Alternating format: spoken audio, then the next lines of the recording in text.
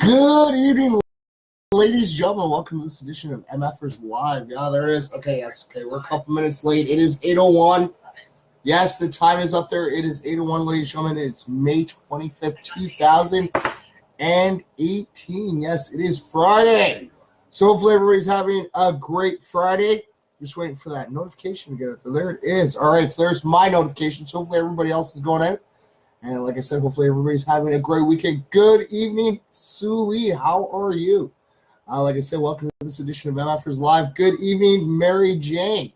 How are you, dear? Hopefully everybody's having a great time. Yes, thanks for sending the love. Hello, Bunny. How are you? Yes. Like I said, today is Friday, May 25th, 2018. Hopefully everybody's having a great time. And hello, Mary. Thanks for tuning in. Like I said, hopefully everybody's having a great time. It is Friday. It's the weekend, ladies and gentlemen. Yes, it's the weekend. Friday night. Yes, Friday night. Yes, Friday night. We are filmed live here in the MFR studio. We have Nacho the cat with us, as always, sitting here right next to the original MFR. Yes, it's Friday. Yes, and we want to say it. Yes, and we are filmed live in front of a live studio audience. We do have Gordo and Maester Chef in the background as always. Give a shout out to the Friday night guy. Yes, oh yes, gotta definitely give it a shout out to it. Friday night, yeah. If you guys don't know what I'm talking about, go check it out on Google. Yes, that's what America's Got Talent or Britain's Got Talent. Britain's Got Talent Friday night. Go check that out. You're going to have a good laugh. You'll understand when we say it's Friday night. Yes, hello, Peta. Hello, Jazzy. All right. Okay, we're going to start off like we always do. We got ourselves a little handful of shout-outs. All right, so what do we got here? All right, so we have, there you go, Christopher Brockel. There you go, buddy. All right, we have April McAllister. Hello, Timmy. Thanks for tuning in, buddy. All right. Oh, look at that. Perfect timing. Look at that. Timmy playing. Look at that. There you go, buddy. Perfect timing. Just as I'm pulling your name, right? All right. So we have Ori Amaji. We have Chris Norton. Oh, there we go. We got Ariel Amber. What else we got here? Oh, we got Brian McQuilkin. Yes. All right. We got a few more to go here, ladies and gentlemen. There we go. We got Charlene Pratt. Who else we got? We got Amanda Bragg. All right, and then the special one that the last one we always give to Nacho to try to send out some positive vibes out to them. Tell them, come hang out with us live in the studio. JJ Robichaud, you ready, buddy? Okay, you got this. You totally got this, buddy. All right, give you some props. Okay, you totally got this. Hello, Sherry. Thank you, everybody, for tuning in. Like I said, it is Friday. May 25th, 2018, and thank you for coming to hang out with the original MF. Yes, I'm actually not even drinking coffee today. I'm drinking some tea, yes. See, I got to dunk the old tea bag. There we go, dunk the old tea bag so we can get the flavors out of that tea bag. So it mixes. Oh, and I'm going to double fist tea today, yes. I got both mugs ready and ready to go with some tea. Just trying to get that flavor going in the old cup. Oh, come on. All right. Waiting for my shout-out. Well, Mary Jane, you had a shout-out. But not today. Not today. But you have had shout-outs, yes. Your name's in there. It is. It totally is. And yes, ladies and gentlemen, if you actually you can actually hear a distorted voice in the background. That would be none other than Mary Jane. But she's not here live in the studio, ladies and gentlemen. She's actually videoing. She's videoing into Maester Chef in the background. Like I always say, ladies and gentlemen, you guys can always swing by the studio and come hang out with the original MF, or just come hang out with Gordo and Maester Chef in the background. Or, like I said, or you can do what Mary Jane does and just video in, and people end up hearing it. So, hello. Being lazy. Yes, Medic is being lazy. I don't know where he is. Where is he? He took your spot when you got out. Come here, Mats. Come here, buddy. All right, hello, Christopher Brockel. How you doing, buddy? All right, we're going to see if we can get there he is. Come here, buddy. Oh, he's being really lazy. Come here. Mets. Come here, buddy. Come here. Come. Oh, you're going to be, oh, wow. Okay, you're going to be super lazy, too. Okay, come here, fatty. Oh, wow. There you go, ladies and gentlemen. There he is. Oh, there you go. There you go.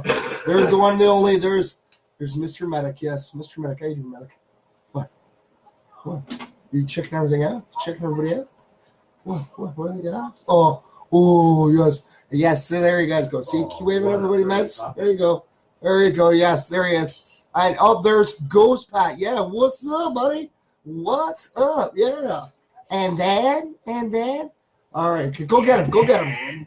Yeah, see, there you go. You got studio audience going already. And then. All right, so we're going to read some good news in history today, ladies and gentlemen. You guys ready for this? All right, you guys ready? So 65 years ago today, the first public television station in the U.S. Officially began broadcasting as KUHT from the campus of the University of Houston in Texas. Yeah. So established by Dr. John C. Schwartzwalder, a professor in the radio and television department, it was the first station to broadcast under an educational nonprofit license in the country. So as an NET member station, which is the National Education Television, which eventually merged into PBS, the station offered television college credit classes, running 15 hours weekly. Most courses aired at night to actually serve students who worked during the day. And that started back out in 1953. Yeah, hi. It's okay. Hi. Yes, let's see. Video, ladies and gentlemen. Video, always. I don't know. Would it be, let's see. It's good evening, Mez. Thanks for tuning in. Feeling like I'm sitting right here. Yeah, see, like I said. You guys can video on in, or you guys can stop on down by the studio. The door's always open, always. Good. Hello, Nick. Yeah, balls. Nick Balls, like sauce balls. It's like the sauce balls is here. Okay, I'm gonna sit you off here. I'm gonna end up knocking you over. I want to end up knocking you over, buddy. All right. Okay. Remember. Oh, you gotta hold the name. Buddy. All right. Oh, see, and I keep knocking you over. See, that's why I move you over, buddy. Okay. Be positive. You got this. All right. So we got some more good news on this day. Delegates convened a constitutional convention in Philadelphia to write a new constitution for the United States, with George Washington presiding. That was all the way back in 1787. Wow. Yes, a good day, mate. How are you doing? Thanks for tuning in, man. It's always great to see everybody popping in. So Jesse Owens of the Ohio State University broke 5 world records and ties a 6th at the Big Ten Conference Track and Field Championship. That was back in 1935. Wow.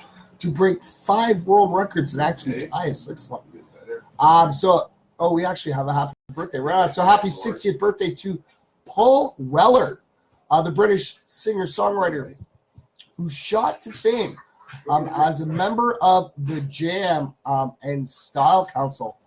You can actually try the Jazzy Cafe Blue from the 70s and 80s. So happy 60th birthday, Paul. Right on, buddy. It's always good. Yes, it is hot. Like I said, you know what? Come on, ladies and gentlemen. We're getting into the summertime. Come on. You know, it gets really cold in the winter. It gets really hot in the summertime.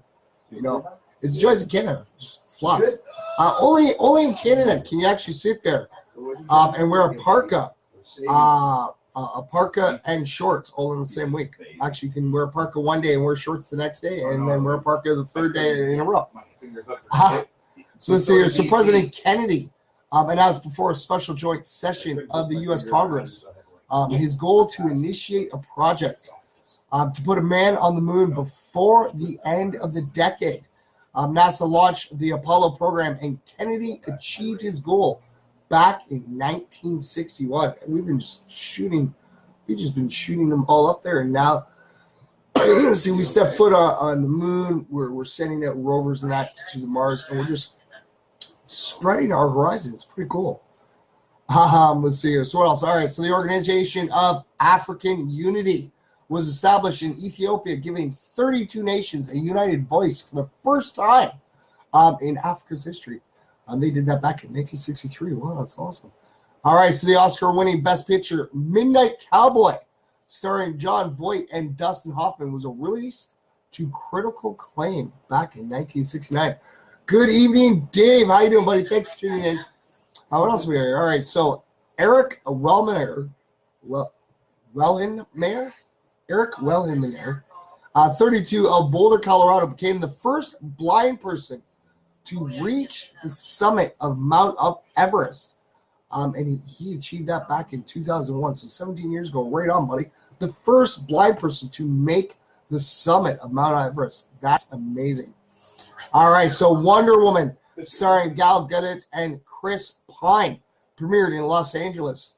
The first superhero film directed by a woman, Patty Jenkins. Kind of suits it. Come on, it totally does. A female director directing Wonder Woman. Wonder Woman. Hand in hand, right? And she just did that last year. It was the newest, one of the new Marvel movies that came out. One of the DC movies that came out. Wonder Woman, yes. All right, so on this day back in 1977, Star Wars, the film that heralded the new era of special effects for fantasy adventure movies, was released. So created by George Lucas, the Star Wars franchise became a worldwide pop culture phenomenon through the merchandising of charismatic saga. The film was nominated for 11 Academy Awards and won 7 of them, including Best Original Score by John Williams. Oscar nods included Alec Guinness, nominated for actor in a supporting role. George Lucas for director. Other nominations for makeup. Makeup, sound effect, and screenplay, and best picture. Wow, that's some pretty cool nominations, right? The film won the award for art direction, set direction, costume design, film editing, sounding and mixing, visual effects, and a special achievement award for its alien, creature, and robot voices.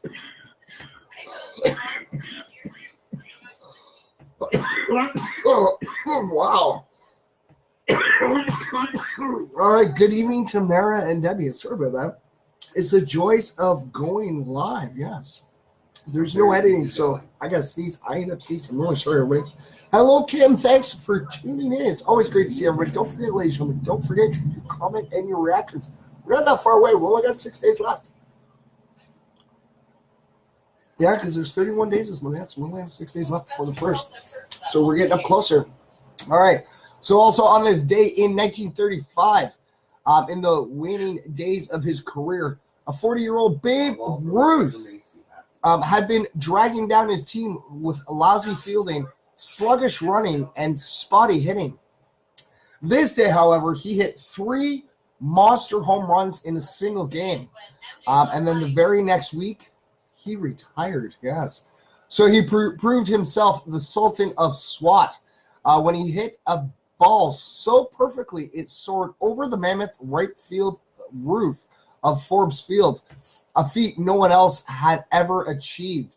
A prodigious drive estimated at more than 500 feet. It was his last home run. It topped his lifetime tally at 714 and set a baseball record that stood for 39 years. Yes, right on, right on. All right.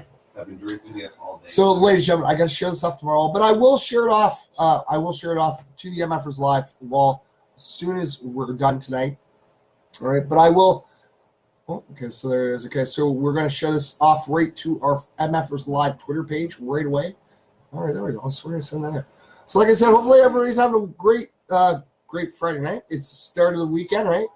Kids are off for the weekend. Come on.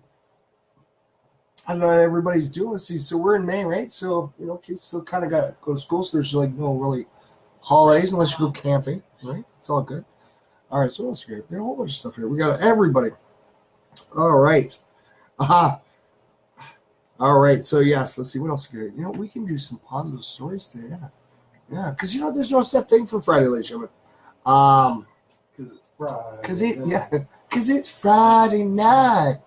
Yes, ladies and gentlemen, I highly recommend. Definitely go check that out. Go check out YouTube. And it's under Britain's Got Talent. Friday night. That's all you have to type. Britain's Got Talent, Friday night. And yeah, you're going to get a good. I know I got a good chuckle, but it's just been something that's stuck with myself in the studio now. It is, every time it comes to Friday, we say, Friday night. It's like, it's Friday night. And like I said, definitely go check out the video. You'll get a good laugh for sure. All right. Let's see here. Let's do some positive stories. One of my favorite videos. Let's see here. So we read that one. Okay. So actually, we have a whole bunch of stories we can read. We do. All right. So let's do this one because this is a dentist. Not everybody has this fear of dentists. I don't mind going to the dentist. Sometimes they gotta extract the tooth or something. Yeah, it may hurt, but it's got it done right. All right. So let's see here. So, dentist enchanting his young patient with magic is the sweetest thing you'll see all week. And yes, there is a video you show me. You guys can go check it out. All right, so people are obsessing over this video of a dentist and his young patient, and it's actually for a very good reason. Dr. Ail Simchi from Riverfront Pediatric Dentistry in New Jersey recently uploaded a video of himself enchanting a toddler with a magic ball of light. The technique is just one of Smitchy's many methods to make children feel less scared of the dentist office. So from blowing bubbles to magic tricks and stuffed animals, it's pretty clear to see that his no-tear techniques actually work pretty well. Since he uploaded the video to Facebook last week, it has been viewed over 17 million times. Not only is the youngster delighted by the trick, but hundreds of other adults watching the clip are puzzled by the illusion. You don't want to spoil the secret, so we definitely don't want to spoil the secret of this, right? So we'll actually keep the answer to ourselves. But just because it isn't real magic doesn't make the video any less adorable. So yes, ladies and gentlemen, if you guys check that out, he's actually holding in the video. I haven't pushed play or anything because I'm live, right? He's holding a ball like between his fingers. Right, he's holding light. It looks like he's literally holding light, and the kid's just like totally amazed. But yeah, come on, the dentist's office, and that's pretty cool. That is, because it looks like because they have 3 shots for the photos, and it looks like he has the light, and then he made it disappear, and they made it come back, and the little boy's just flabbergasted. He's like, ah. But yeah, it's always good, because a lot of children have a hard time, they think dentists are like, ah.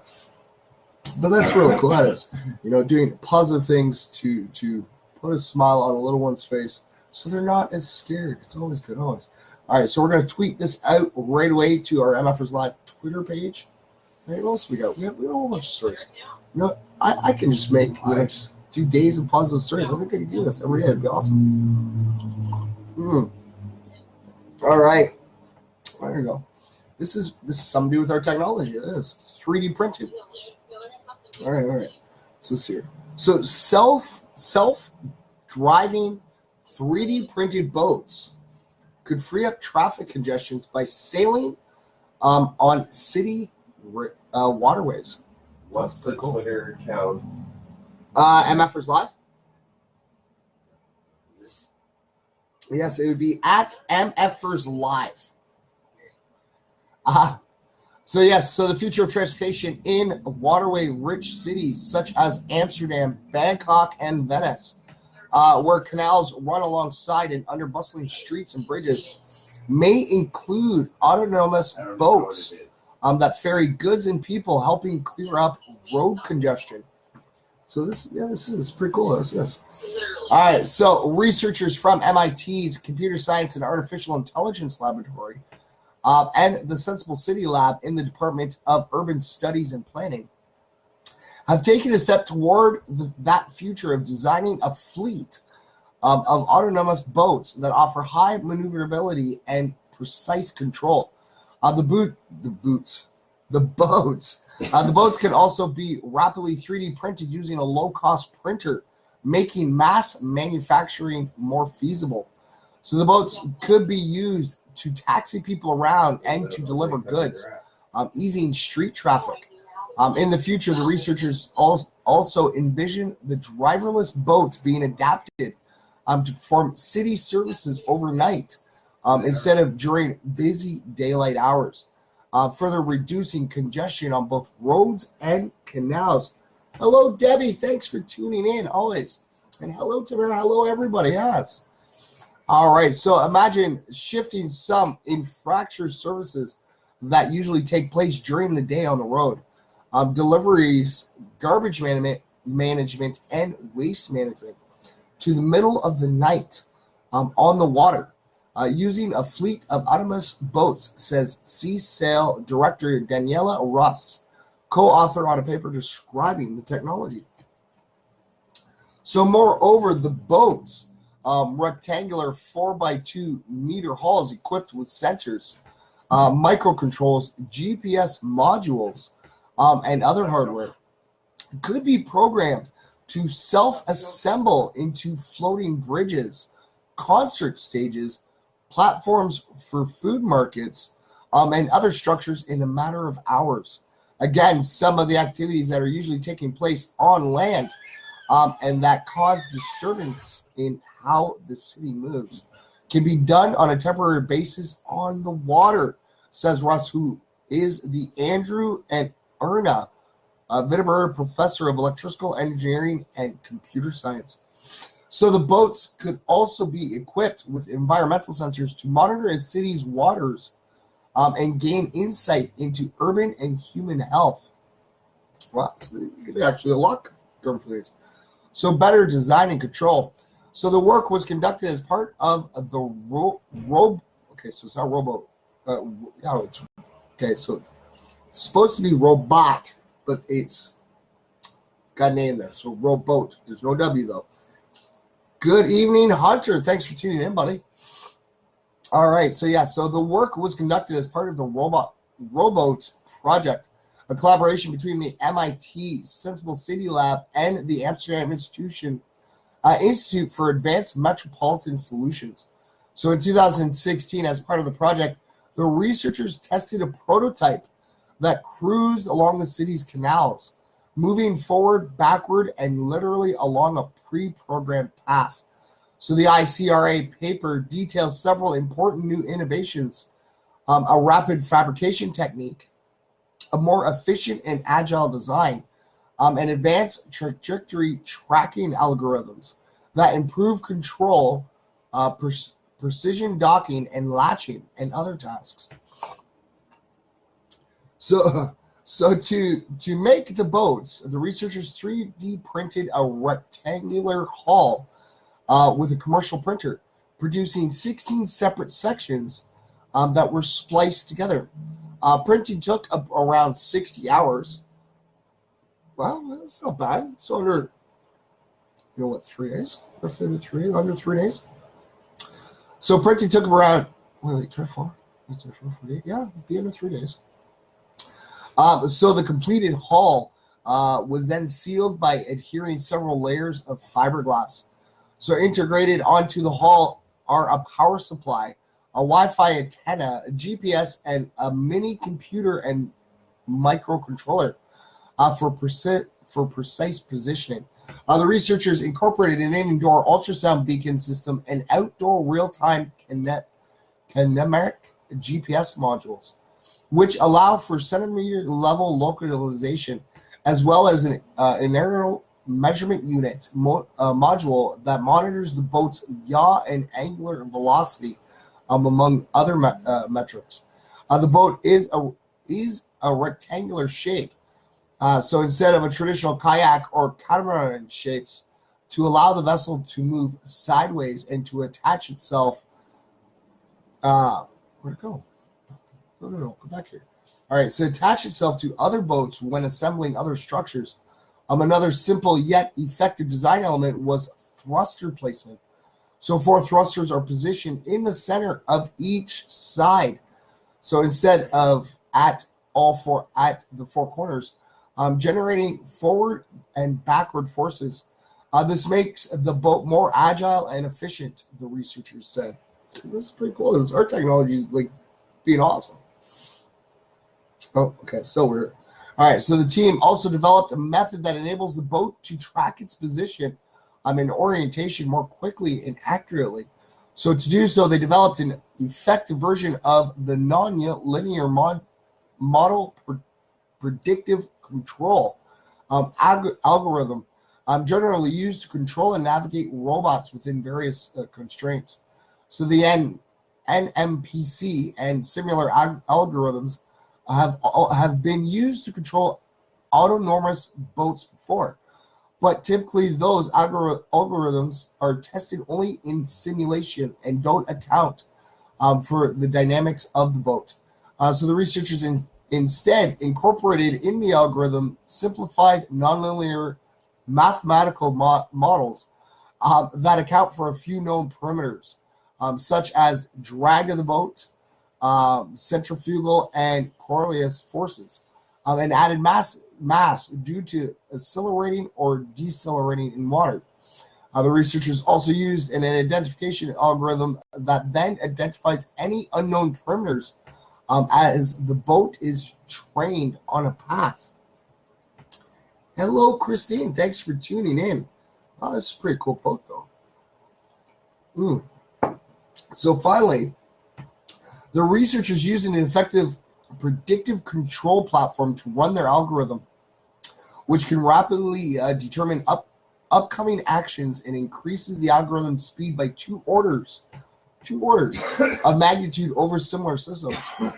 So while other algorithms execute in about 100 milliseconds, the researchers' algorithms take less than 1 millisecond. Wow. So from 100 milliseconds to, that might not seem long because, it's a millisecond, right? 100 milliseconds. But 1 millisecond, makes it really precise. It's awesome. So to demonstrate the control algorithms efficiently, the researchers deployed a smaller prototype of the boat along pre-planned paths in a swimming pool and in the Charles River. So over the course of 10 test runs, the researchers observed average tracking errors in positioning and orientation, smaller than tracking errors of traditional control algorithms.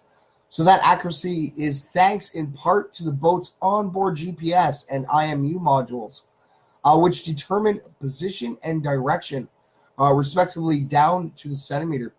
The NMPC algorithm crunches the data from those modules and weighs various metrics to steer the boat true, to actually steer the boat. The algorithm is implanted in a control computer and regulates each thruster individually, updating it every 0.2 seconds. So the controller considers the boat dynamics, current state of the boat, thrust constraints, and reference position for the coming several seconds to optimize how the boat drives on that path, Wang says. We can then find optimal force for the thrusters that can take the boat back to the path and minimize errors. So the innovations, wow, this is a pretty long story. This is pretty cool, though. So the innovations in design and fabrication, as well as faster and more precise control algorithms, point towards feasible driveless boats used for transportation, docking, and self-assembling into platforms, the researchers say. So the next step for the work is developing adaptive controllers to account for changes in mass and drag of the boat when transporting people and goods. The researchers are also refining the controller to account for wave disturbances and stronger currents. So this is a quote, ladies and gentlemen. All right, so we actually found that the Charles River has much more current than in the canals in Amsterdam, like it says, but there will be a lot of boats moving around, and big boats will bring big currents. So we still have to consider this. So the work was supported by a grant from AMS. So co-authors on the paper are first author Wei Wang, a joint postdoc in C-Cell and the Sensible City Lab, Louis A. Matos and Shiniko Park, both DUSP postdocs, Pietro Leone, a research fellow, and Fabio Durant, a research scientist, both in DUSP and the Sensible City Lab. Banti Genti, a graduate student in the development of electrical engineering and computer science, and Carlo Ratti, a principal investigator and professor of the practice in DUSB and director of the MIT Sensible City Hub. So it was a big crew thing. Big Sexy, how you doing, buddy? Big Sexy's in the house, yeah. So, that was actually a pretty big story, but that was amazing, that is. To see what our technology is doing. They're printing this out. Like, we're going to soon have, like, boats that drive by themselves. That's going to be really cool. That can actually do work and stuff and, can actually set itself up so that it can, be a stage for performers. It can ferry, vehicles across. It can basically transform itself to a marketplace, buy goods and services. It's pretty cool. All right, so we share that. All right, so we're going to tweet that off too, ladies and gentlemen. All right. So, okay. No, come on. Got to work with me. And see, technology never fails. Technology never fails. Ladies and gentlemen, no matter how fast our technology upgrades, it's still just not fast enough. If you guys haven't noticed that, it's just slightly still not fast enough to stay caught up with us. But one day it will. It totally will be. All right. So, I wanted to read this one too. Okay. We're going to do some shout-outs quickly first. All right.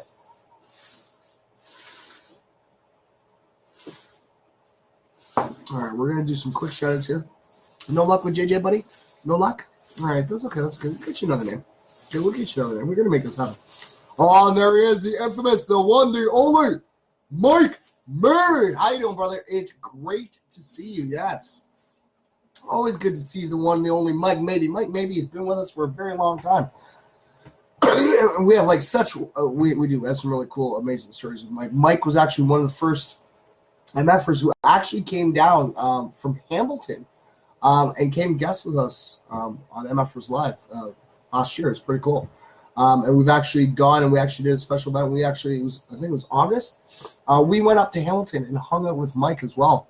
But yeah, we always have that one big story with Mike, maybe that, and it's with the shoutouts. It is. Mike maybe actually won a prize. And it's where it kind of started. I think that's exactly where it started. Mike got his name pulled for a prize. And then every day for a month and a half, he ended up getting his name drawn every day. So every show. We were pulling the Mike Maybe name. So, yes, he won a prize the 1 month, but then he won the prize the next month and still has it. And we went like a month and a half. Keep pulling Mike's name. It's pretty cool. That's why I always say he's the infamous Mike Maybe, yes. All right, so let's see here. We got Gavin Cole. What else we got here? Oh, Rock Lavoie. Rock's all the way out in Quebec, yes. All right, so what else we got here? Okay. We have, Kim Hunter, and I know Kim was in here earlier. I saw her pop in. All right, we got Susan Tremblay. All right, what we got?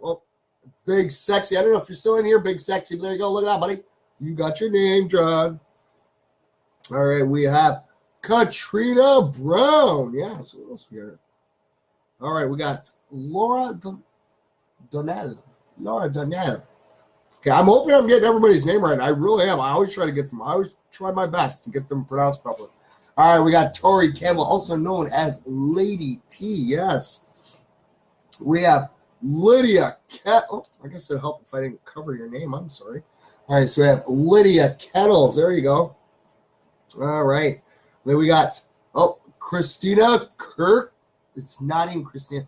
And I've actually been doing really good so far up to this point. I have been correcting myself as I'm reading it. There was actually an error in the typing of Christine's name. Her name's actually Christine Kirkwood. Not Christina, but it's Christine Kirkwood. Sorry about that, doll. All right, and then we have Christina White. Okay, we got one name left. You ready for this? Okay, so we're gonna take JJ down, buddy. Okay. Let's see if we can make this work. Okay, you ready, buddy? Okay, we'll try this again. Okay, I got you, buddy. Don't worry. Okay, I got faith in you. You're gonna make this happen again. Don't worry. Doesn't happen every time, but I know you can do this. Okay, there we go. Okay, we got Chris Norton. Yes, that's from CD and Clothing Connections. All right, send those positive vibes. That go, Chris. You got this. Okay, so I'm gonna go find this. I'm gonna read us a really cool story. It's a breakthrough the scientists have done. So as I'm gonna crack this open. Hello, Brienne. How are you? Thanks for tuning in, dear. Come on, how can we forget Brienne? Yes, that would be Mike Maybe's wife. Wow. It's always great to see you. And yeah, that was not sound effects, ladies and gentlemen. That was, I do believe, just an ambulance driving by. Hello, Chris. Thanks for tuning in, buddy. All right. So you guys ready for this? This is pretty cool. It says, okay, keep smiling, buddy. All right. In the latest breakthrough, scientists successfully regrow brain tissue that was damaged by a stroke. Oh, I miss you guys too. I totally do. Like I said, I gotta be able to get up there one day and hang out with you guys. Because like I said, I really enjoyed when I went up there and hung out with you guys. So you guys gotta come hang out here. Like I always say, the studio doors are always open. Always, always. All right. You guys ready for this? I think it's really cool because we actually were talking about that. We actually had a story about someone who suffered stroke and the doctor helped him. But researchers have just made a breakthrough discovery in how we can possibly treat stroke patients in the future. So a team of scientists at the University of California, Los Angeles, successfully regrew brain tissue that was previously damaged by a stroke. We got to hit the studio again. Of course. So this is a quote. So we tested this in laboratory mice to determine if it would repair the brain and lead to recovery in a model of stroke, said Dr. S. Thomas Carmichael, professor of neurology at the David Gaffron School of Medicine at UCLA. The study indicated that new brain tissue can be regenerated in what was previously just an inactive brain scar after a stroke. The brain has a limited capacity for recovery after a stroke. So unlike the liver, skin, and some other organs, the brain does not regenerate new connections, blood vessels, or tissue structures after it is damaged. So instead, dead brain tissue is absorbed, which leaves a cavity devoid of blood vessels, neurons, and axons, the thin nerve fibers that project from neurons. So as a means of filling these stroke-induced cavities in the brains of mice, the researchers applied a gel-like biomaterial that formed a kind of scaffolding in which new neurons and blood vessels could grow. The gel is also infused with medications that stimulate blood vessel growth and suppress inflammation, since inflammation results in scars and impedes functional tissues from regrowing. So after 16 weeks, the stroke cavities contained regenerated brain tissue, including new neural connections, a result that had not been seen before. The gel was eventually absorbed into the body, leaving only healthy tissue behind. And the mice's ability to reach for food improved, a sign of improved motor behavior, although the exact mechanism for the improvement wasn't actually clear. So the new axons could actually be working, or the new tissue could be improving the performance of the surrounding unharmed brain tissue, said Tatiana Sugra, a former professor of chemical and biomolecular engineering at UCLA, who collaborated on the research. So regardless, the gel is being hailed as a revolutionary discovery for future stroke treatment. The researchers now plan on studying the gel's efficiency for regrowing brain tissue long after the stroke actually has occurred. So that's pretty cool, that is. Hello, Lucas. How you doing, buddy? Haven't seen you in a while, buddy. It's always great to see you here. Always. All right, so like always, ladies and gentlemen, I'm going to share this off, and I don't know what it is. It's ever since the Facebook update, I have to share it to my wall. But as soon as we're done, ladies and gentlemen, I will get over to my wall, and I'll share them all off to the MFers Live Facebook page. But if you guys want to go read the story right now or go check out some of the videos that are on with the stories, you guys can just go head over to the MFers Live Twitter page because it is posted there as well. All right. I really enjoy this too. Friday night drinking a tea. It's great. All right. Well, the tea bag's getting stuck. I don't know why it's getting stuck in the cup. All right. This is going to be pretty cool. All right. So 94-year-old woman searches for handsome hero who saved her from a submerged car. And that's what the headline is. It's exactly what it says. Okay. A handsome hero Hello, Jessica. Thanks for tuning in. All right, so 94-year-old Alice Modine drives everywhere, and she isn't afraid to drive in bad weather either. But on one particularly rainy day over the weekend, Modine could barely see through her windshield. The rain was coming down so hard in Boca Raton, Florida, she decided to pull over and wait for the weather to clear up. So as she slowly pulled her car over to wait out the storm, she suddenly noticed that her car had started filling up with water. She had unknowingly driven her car into the lake, and the vehicle was flooding fast. So she quotes, this is her quote, okay? So I tried to move the car forward and back. Nothing worked. I tried to pull down the windows. They didn't work. I tried to open the doors. Nothing worked. This is what she told WPTV. So I thought to myself, this has happened before, not to me, but to other people. And I may stay in this car forever.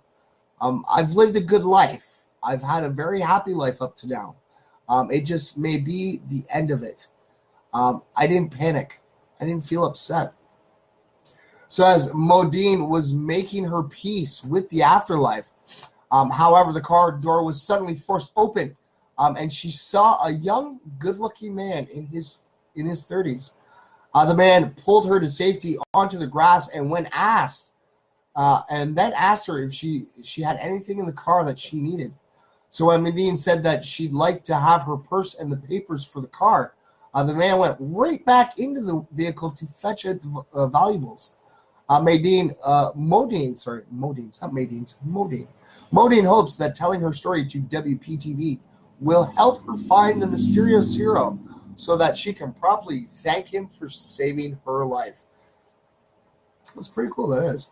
Now, hopefully, this is a story that, hopefully, in the next little while, we'll actually get the story where she found him.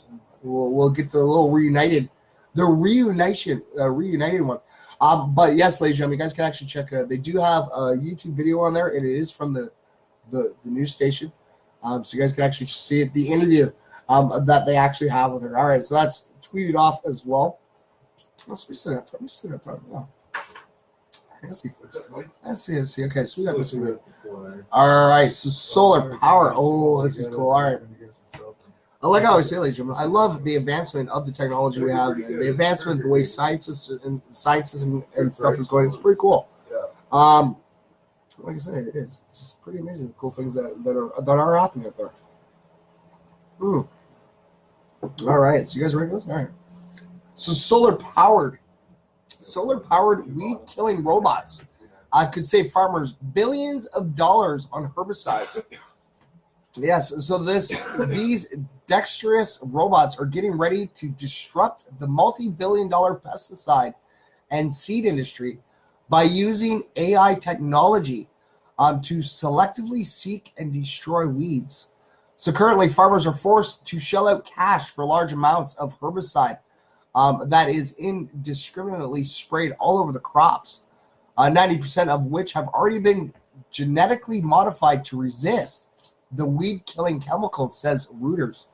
The seed and pesticide industry is currently worth about $100 billion. And thanks to lucrative business models such as this, $26 billion of it alone is from the herbicide industry. Wow, that's just a little over a quarter of it. Wow.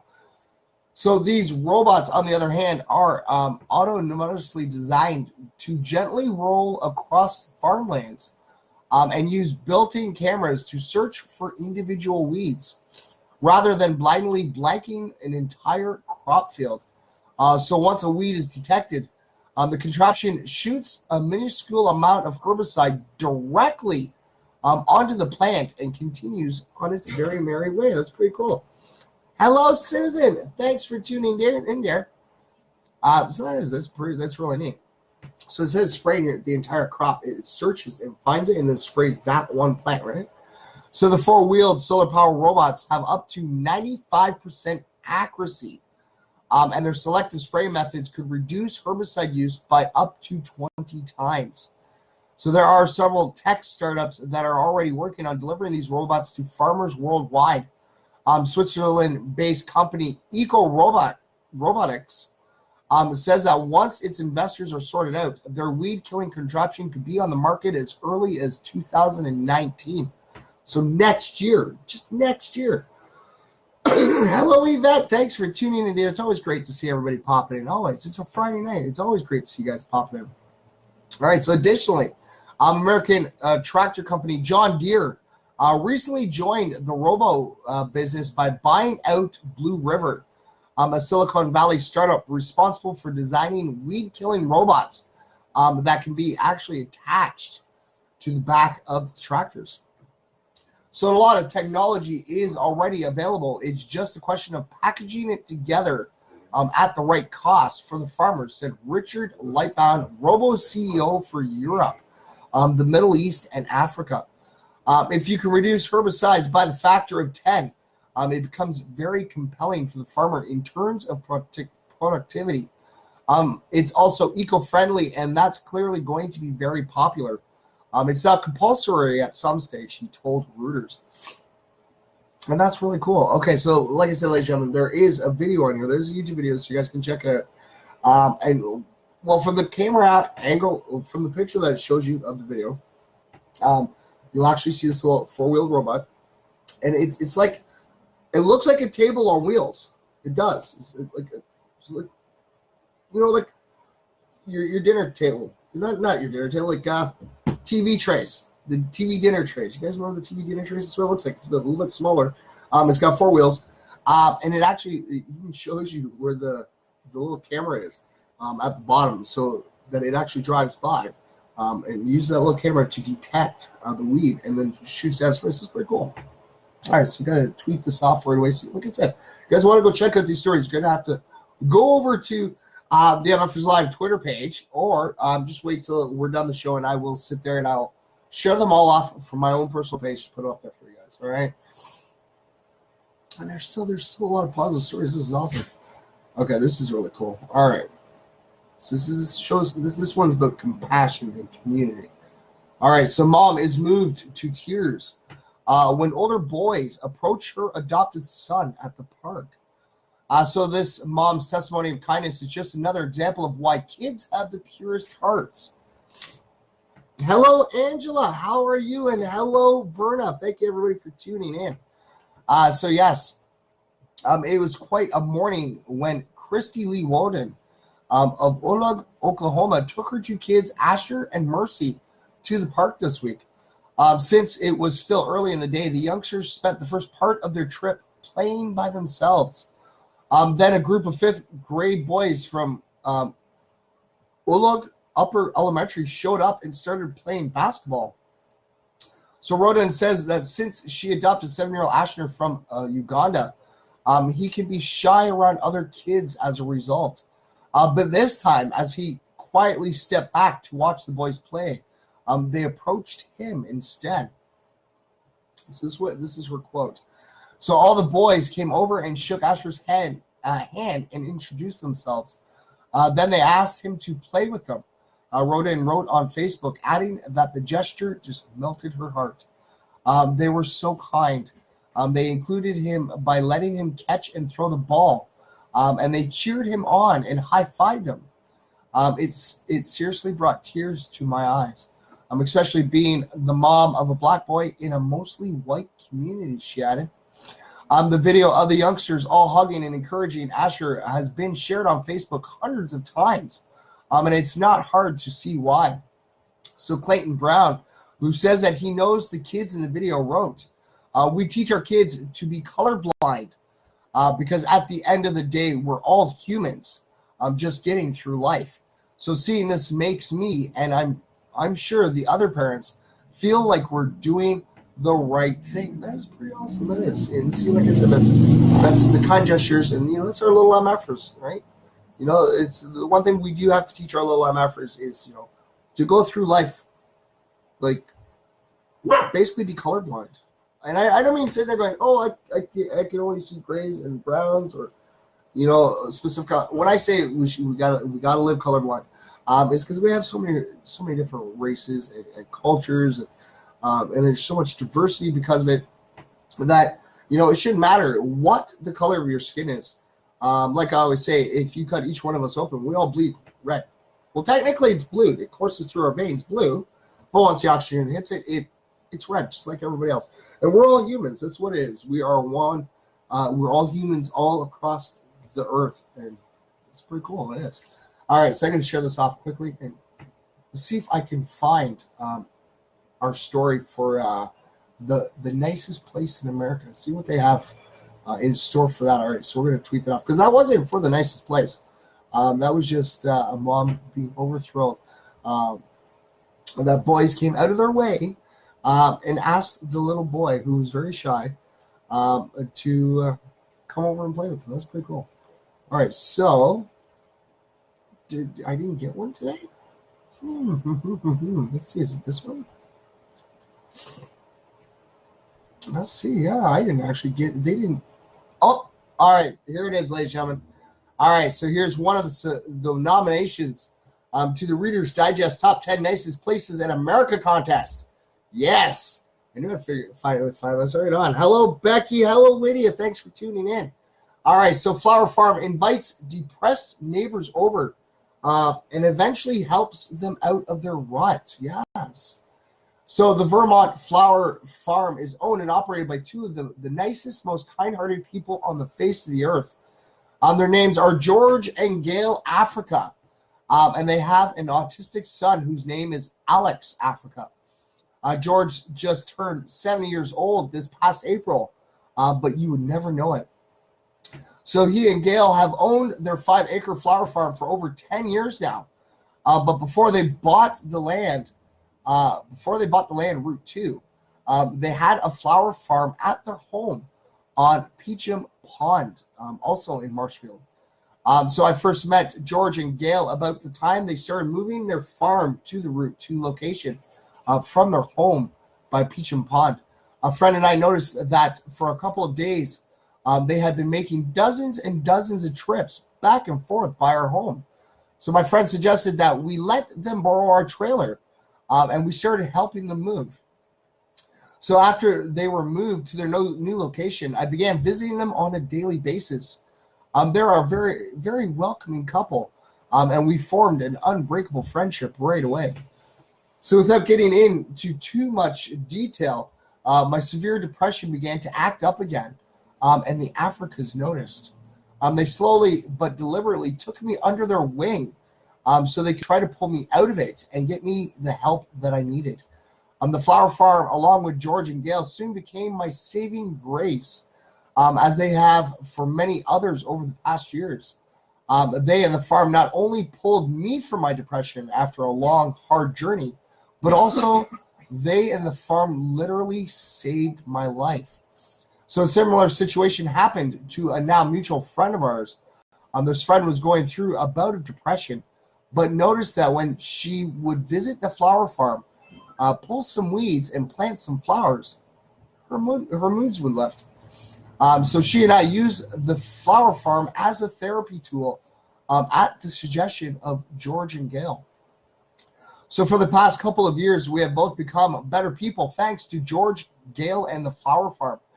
The Africans have had thousands of customers return every year, not necessarily to purchase any of their daylilies, hostas, blueberry bushes, peonies, asphodels, etc., but to just sit down, relax, and visit the nicest place and the two nicest people anyone could ever meet.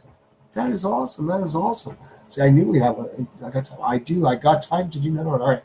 So I got to share these out, and I have time to read another story for us. That's awesome. All right.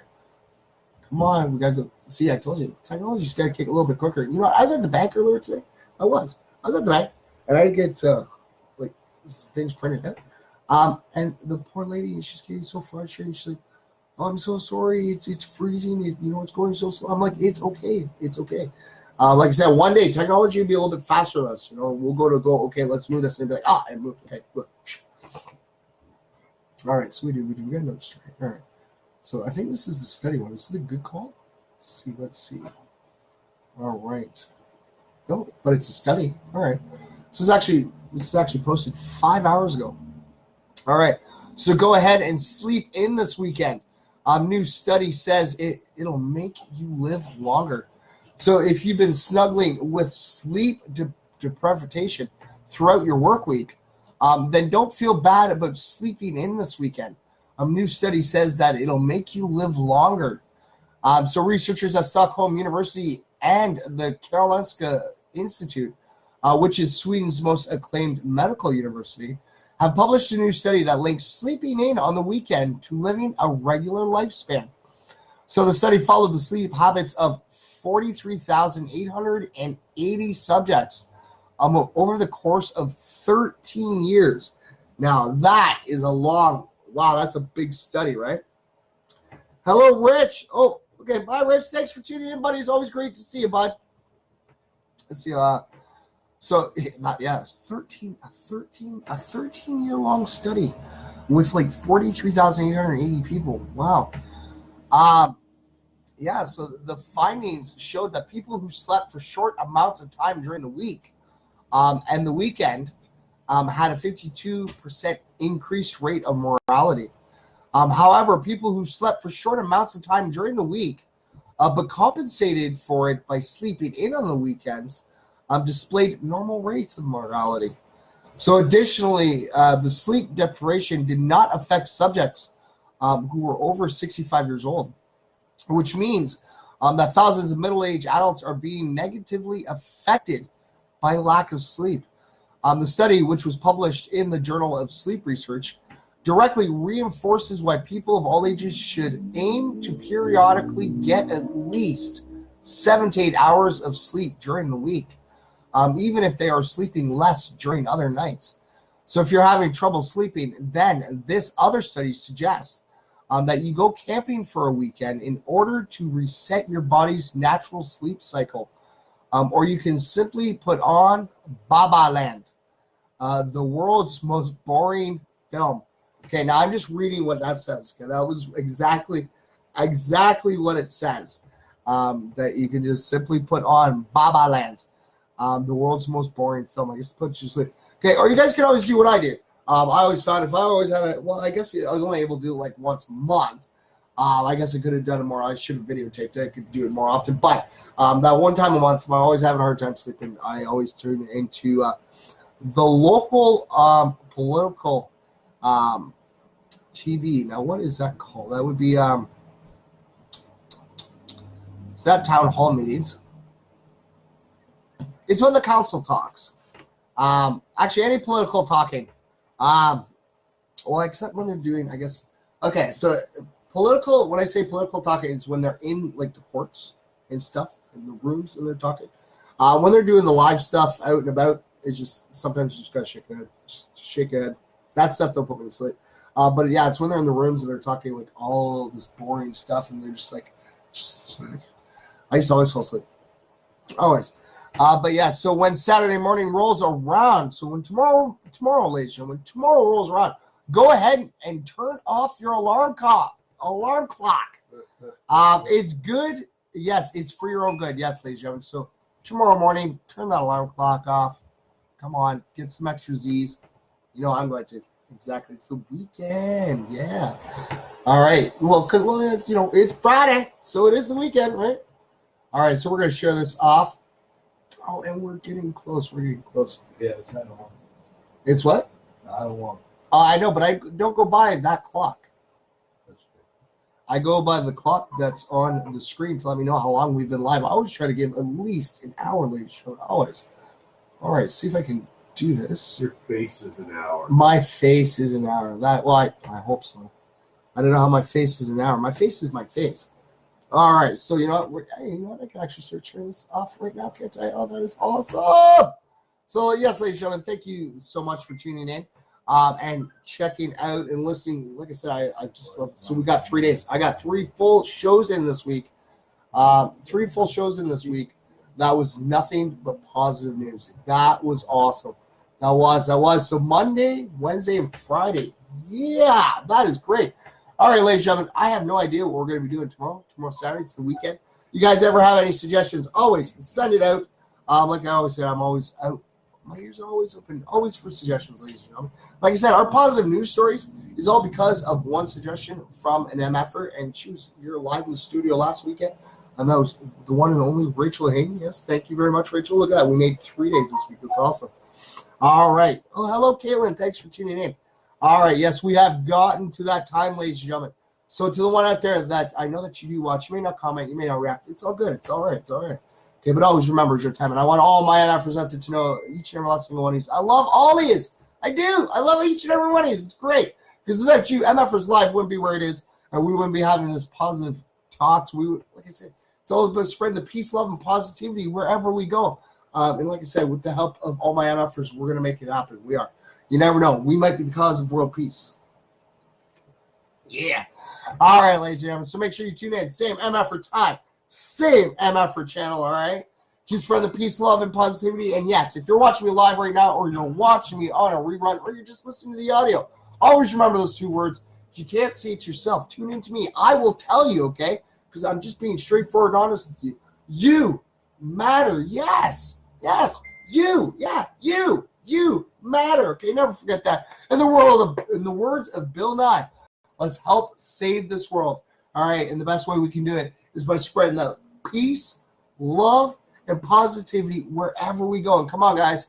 Come on, ladies and gentlemen. Get me those selfies in. I love them. Come on. We have a couple followers out in BC, Donald and his wife, and they're traveling all over the place in BC, and they're always sending me the pics. Come on.